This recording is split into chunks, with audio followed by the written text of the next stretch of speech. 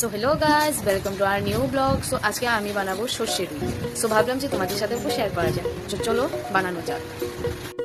So এখানে আমি কড়াইটাকে গরম করে এখানে দিয়ে দিয়েছি সাদা তেল, আর মাছগুলোকে হলুদ আর নুন মেখে নিয়েছি ভালো করে। এখন আমি এক এক করে মাছগুলোকে ভেজে নেব।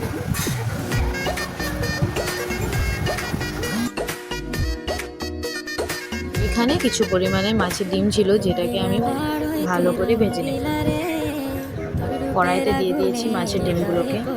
আর গাইস, তোমরা আমার কড়াইটাকে ইগনোর করো, আজ ভীষণ পরিমাণে কড়াইটা পুড়ে গিয়েছিল। ডিমগুলো ভাজা প্রায় শেষ, এখন কড়াই থেকে তুলে নেব। এখন কড়াইতে দিয়ে দিয়েছি কুচি করে রাখা পেঁয়াজ। পেঁয়াজগুলোকে বাদামি রঙের করে ভেজে নেব।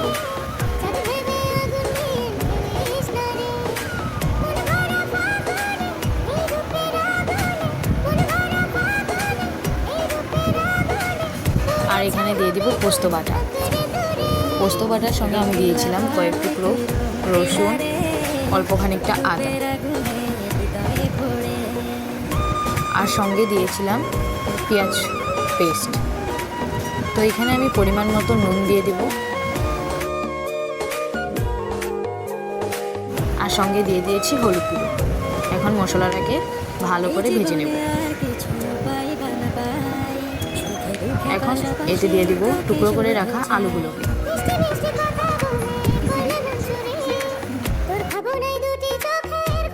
আলুগুলোকে বেশ খানিকটা ভেজে নেব।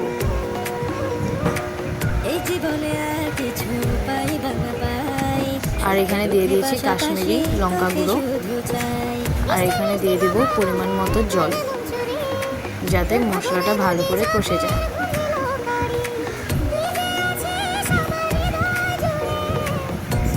তো এখানে মশলা থেকে প্রায় তেল ছেড়ে দিয়েছে।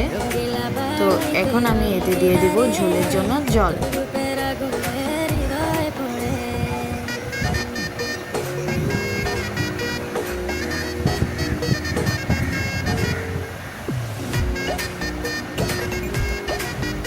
তো এখানে প্রায় ঝোল ফোটা হয়েই গিয়েছে।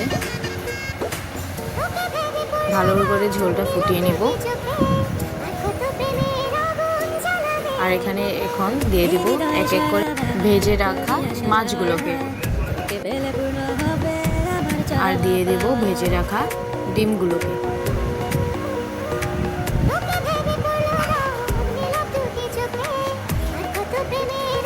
ঝোলটাকে ভালো করে ফুটিয়ে নেব, যতক্ষণ না ঝোলটা কিছুক্ষণ একটা শুকাচ্ছে। তো এখানে দেখতেই পাচ্ছ যে ঝোল ফোটা প্রায় হয়ে গিয়েছে। এখন আমি দিয়ে দেব লঙ্কা।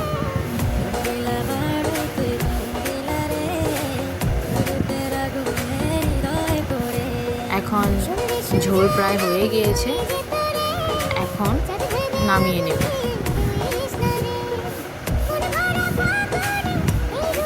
আজকের জন্য এইটুকুই, টাটা, বাই বাই।